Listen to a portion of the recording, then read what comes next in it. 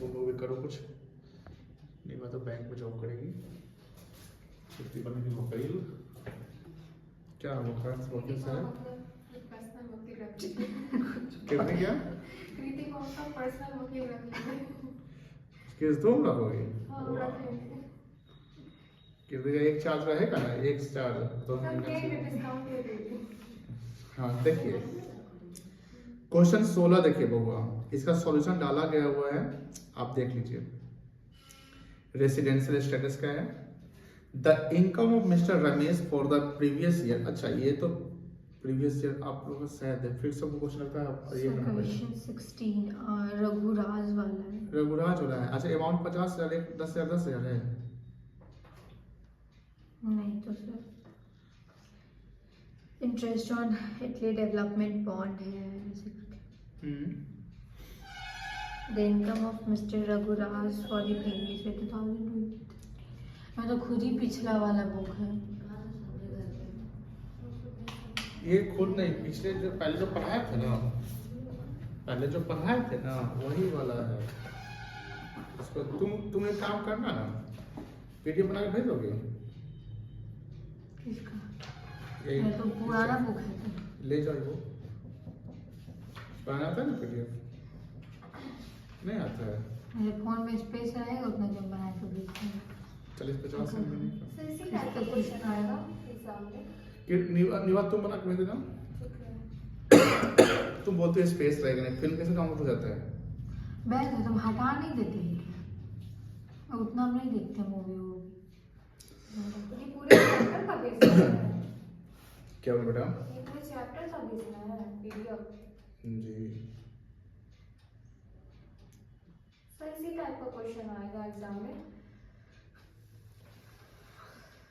कितनी यही सवाल पूछिए हमसे। मतलब जैसे क्वेश्चन 1 2 वो जो लिखना रहता है वैसा नहीं है। क्या वन लिखना होता है? जैसे क्वेश्चन 1 2 है तो इस टाइप का आएगा या जैसे ये आप क्या बोल रहे हो? सब तरीके तो का वन टू भी है पूरा चैप्टर में से इस तरीके से। बस इसको ये करिए तो इसी तरीके का भी क्वेश्चन था। बस ये करिए क्वेश्चन बैंक दोनों लिख के।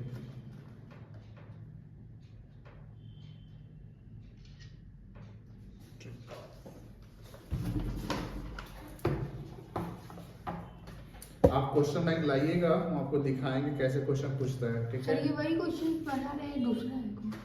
वही ना है। कहाँ गया? विवेक सर तुम्हारा तो एक साल पुराना वाला है ना, तो हो गया उलझन। 24 से 25 वाला है। विवेक शर्मा है ना तुम्हारे में? मेरा 23 से 24 है। तो वही बुक है। वही है मेरा। कहला तुम ले लियो वही बुक। अच्छा तुम सुरभि से लियो? नहीं ये हमारे फेरा में ली। साथ में ले ली। हम इसको बोले कि ये वाला मेरा बुक है। तो हमसे पूछी थी क्या कि ये कौन सा चलेगा? हमको ये पता है असेसमेंट ईयर 24 25 ये चलिए। खरीदी थी हम इसी से। हमको लगा यही 23 24 होगा हम लोग का तो। और हमको तुलिका वहाँ बोल रही थी कहीं तुम एक ईयर मतलब ज्यादा ले ली, वो कम ले ली हो। तुलिका बोल रही थी हमको। हम बोले का चैप्टर सेम है ना, मत छोड़ो ना। गए वापस करने तो बोलता है मेरी दुकान का बुक नहीं है। हाँ नहीं ये पहले प्रीति लिए तब उसके बाद हम लिए। कुछ ही टाइम पहले कब ली थी वो? बहुत पहले याद नहीं। मई में ली होंगी, जून में। चलिए जून जुलाई तो में ली गेस्ट होंगी। पेपर पूरा ले लियो ना। हाँ हम भी ले लेंगे। बाबा क्वेश्चन 16 देखो। Question question 16 the income of mister Raghuraj for the previous year 2023-24 यानी असेसमेंट ही हो गया, 24-25 हो गया। R H follows. Interest on Italy तो अलग कंट्री है। Development bond 1/5 receive in India.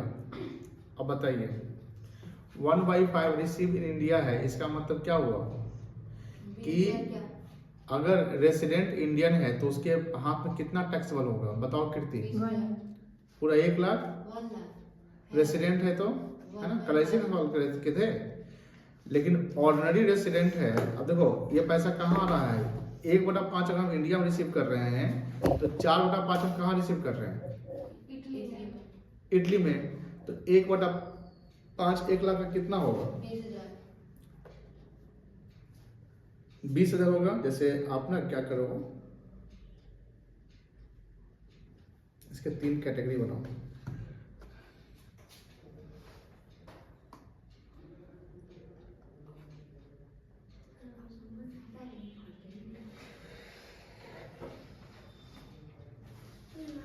कल का लेक्चर, परसों का लेक्चर जो देख लिया ना कल का, तो वो इस चैप्टर को बना जाएगा। तो चैप्टर बना खत्म कर देना।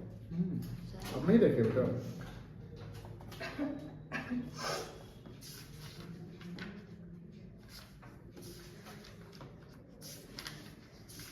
न्यूमेरिकल पोर्शन जो भी होगा इसी तरीके का है। हाँ, न्यूमेरिकल इसी तरीके का। देखो पहला कैटेगरी में उसको क्या रख दें? रेसिडेंट। दूसरा में not ordinary resident. Not ordinary resident.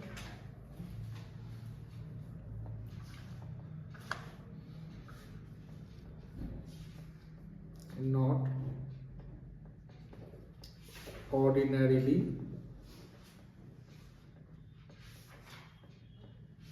Resident. अब तीसरा में नॉट रेसिडेंट। Non resident.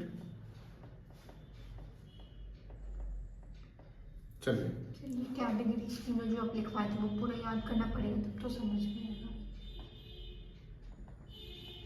याद क्या करना पड़ेगा? एक चीज ध्यान रखना है, तीनों में सेम क्या है उसको ध्यान रख लीजिए। जैसे इनकम रिसीव इन इंडिया तीनों में सेम होगा, इनकम एक्रू और अराइज इन इंडिया वो भी तीनों में सेम होगा, income deem to be receive in India वो भी तीनों में सेम होगा।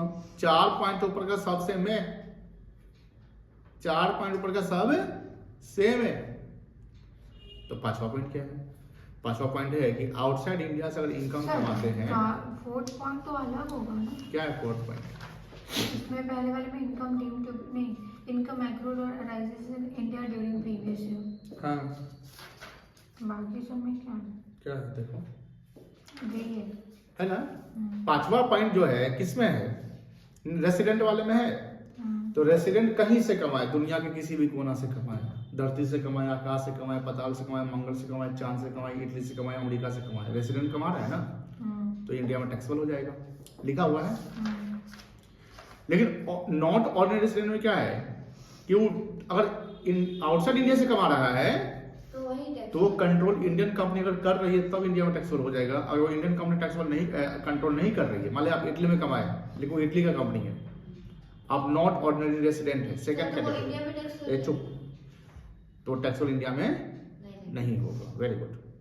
अब दूसरा तीसरा है नॉन रेसिडेंट। नॉन रेसिडेंट क्या है कि इंडिया में जो कमाइएगा वो टैक्सेबल हो जाएगा, इंडिया के बाहर कमाएगा वो टैक्सेबल नहीं होगा, चाहे कंट्रोल इंडिया कंपनी करे या ना करे।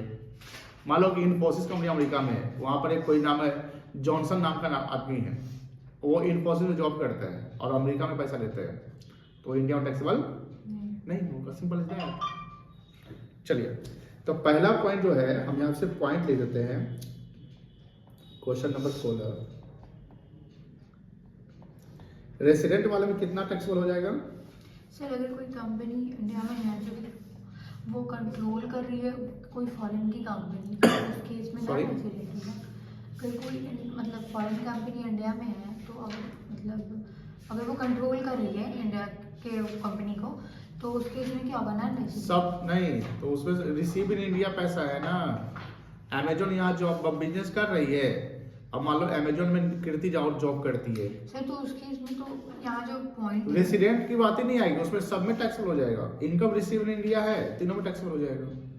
सर तो इसमें जो लास्ट वाला लिखवाए थे ना नॉन रेसिडेंट का, तो आउटसाइड इंडिया है ना, उसके लास्ट में 4 ही पॉइंट है।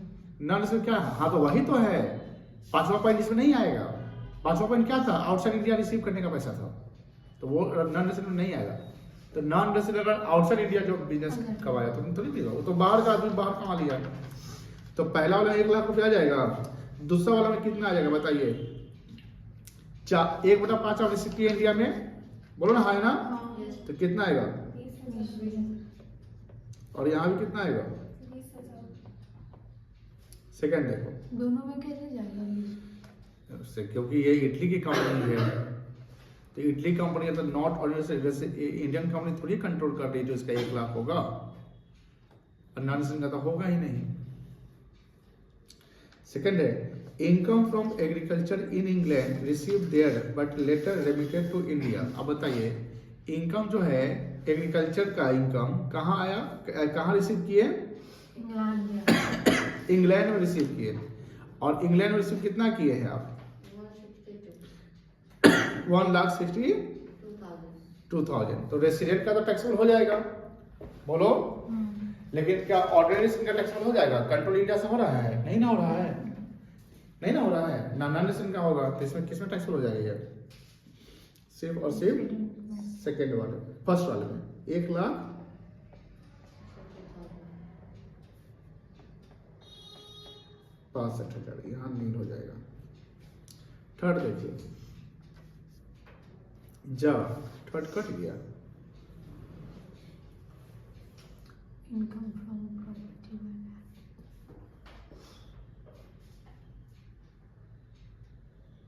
चलो थर्ड क्या बेटा? Income from property in Greece receive outside India, ये भी फर्स्ट वाला टैक्सेबल हो जाएगा। चलो कितना है? 80,000।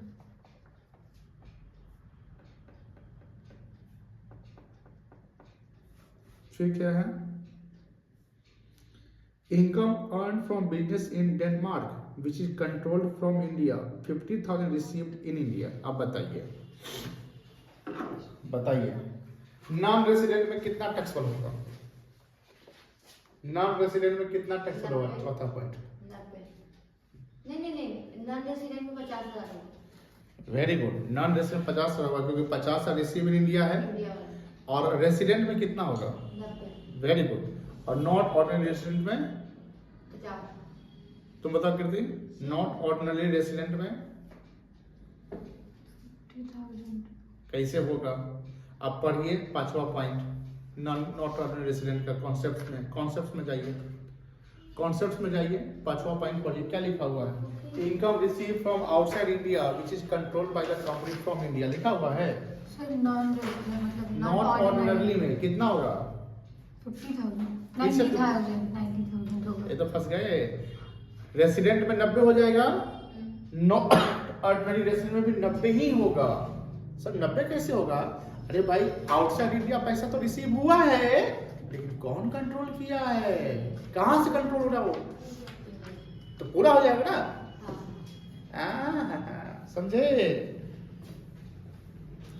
मजेदार चैप्टर है, समझ जाइएगा ना, कोई भी चीज समझ जाइएगा तो बहुत मजा आएगा, नहीं समझिएगा तो मजा नहीं आएगा। समझे बेटा?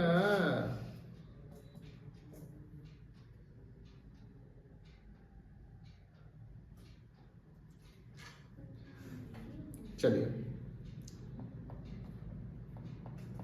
फोर्थ,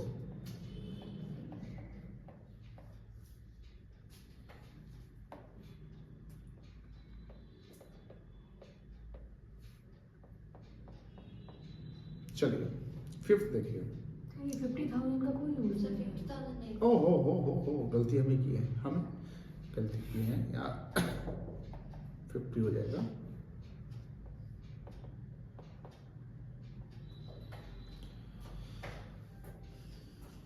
अब देखिए पांचवा, dividend paid by Indian company but received, outside तो इनकम डीम्ड टू एक्रू और अराइव इन इंडिया कहलाएगा ये?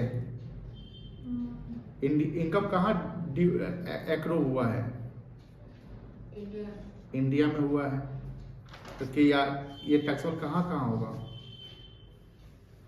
तीनों में हो तीनों जाएगा, में होगा। हो जाएगा ना तीनों में। पांचवा पॉइंट 80,000 है ना? जी था।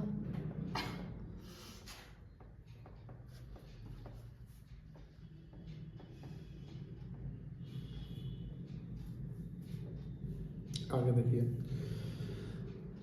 अनटैक्स्ड प्रॉफिट, अनटैक्स मतलब जिस पे टैक्स नहीं लगा है, 6-7 ब्रॉड टू इंडिया इन 23-24 कितना है? 20,000। अनटैक्स प्रॉफिट कितना है? 20,000। 20,000 है ना। अब बताओ अनटैक्स प्रॉफिट का मतलब क्या होता है, जो प्रॉफिट पे टैक्स नहीं लगा है और वो पैसा कहाँ लाया गया, प्रीवियस ईयर में 23-24, यानी प्रीवियस ईयर 23-24 में इंडिया में लाया गया, तो ये भी टैक्स किस में हो जाएगा, रेसिडेंट में होगा। तीनों में हो जाएगा। कैसे रेसिडेंट हो जाएगा, ये पैसा आया कहाँ है, इंडिया आ गया ना। इंडिया नहीं आया। क्या लिखता है, untaxed profit of 2067 brought to India. तो ये इंडिया से रिलेटेड था ना बेटा, ये पैसा किससे रिलेटेड था, 2000। इंडिया से रिलेटेड था, इसलिए टैक्सेबल तीनों में हो जाएगा। तो पॉइंट का मतलब नहीं एग्जैक्ट समझ में आ रहा। इस पॉइंट का मतलब, इस पॉइंट में आपको ये भर देने हैं। नहीं मतलब अच्छा, as it is जैसे untaxed क्या है, profit। लिखता है untaxed profit,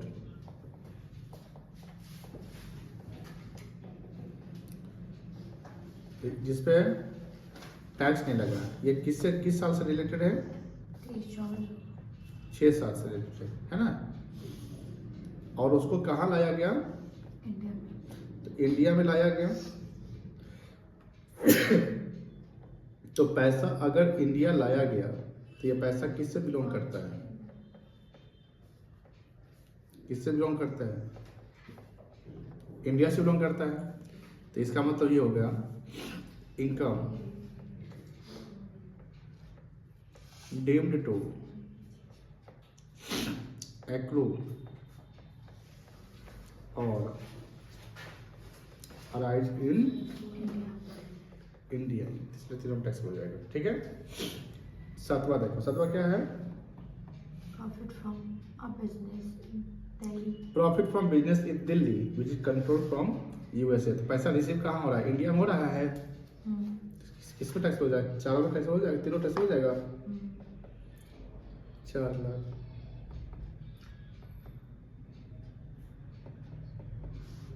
control USA.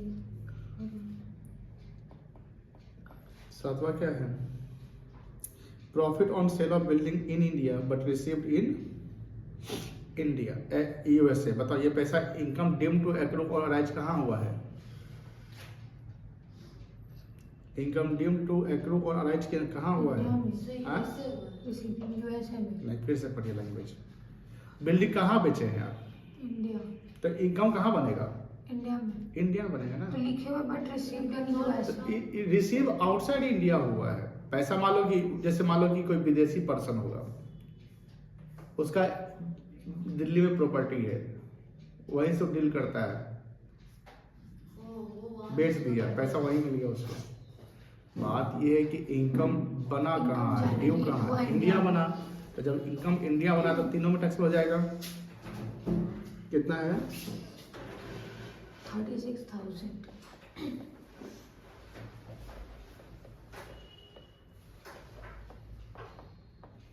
Check करो तो टोटल टैक्सेबल है कि नहीं।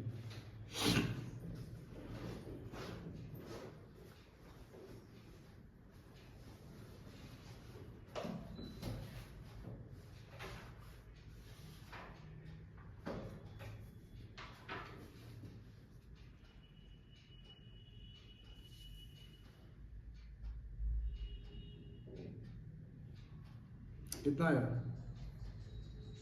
5 लाख 86,000 है क्या, 4 5 लाख 30,000 50 586 से आ गया क्या नॉन रेजिडेंट का, नहीं तो कितना, यहाँ पे तो 9,48,000। 9 लाख कैसे आ गया भैया। अरे 20,000 plus 50,000 plus 80,000 plus 20,000 plus 4 lakh plus 36,000। उसका पीछे वाले का नॉन रेजिडेंट का पूछ रहे हैं, उसका 5,86,000। आंसर है। इसका देखो 6 लाख 26 से हो रहा है।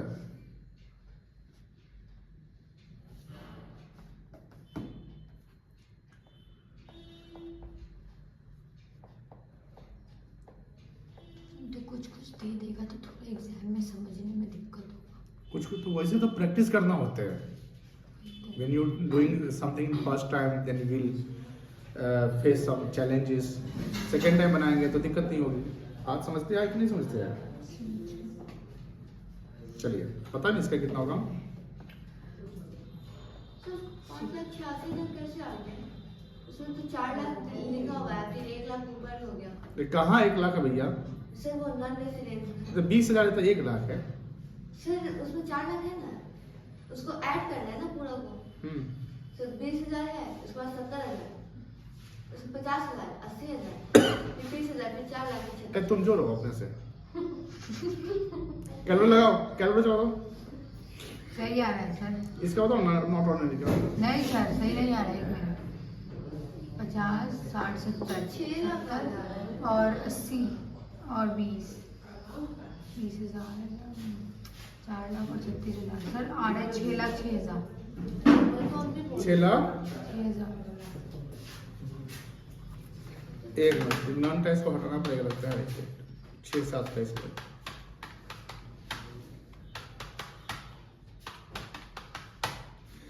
बीस को माइनस करो तो आ रहा है। नहीं,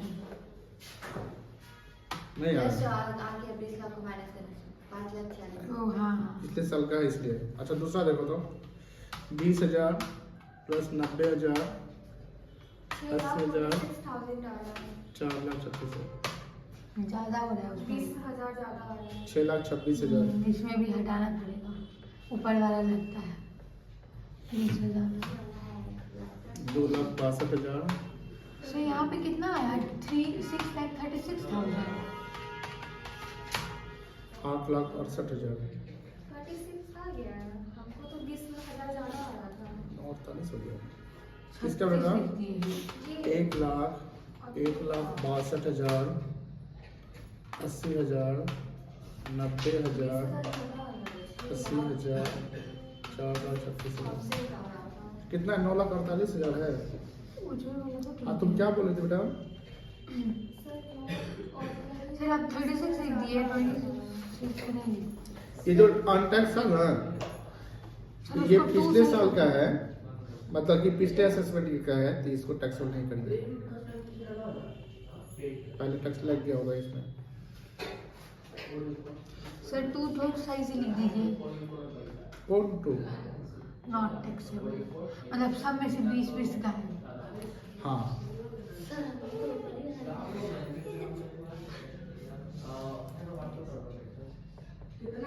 बताइए। चलो नोट कर लो।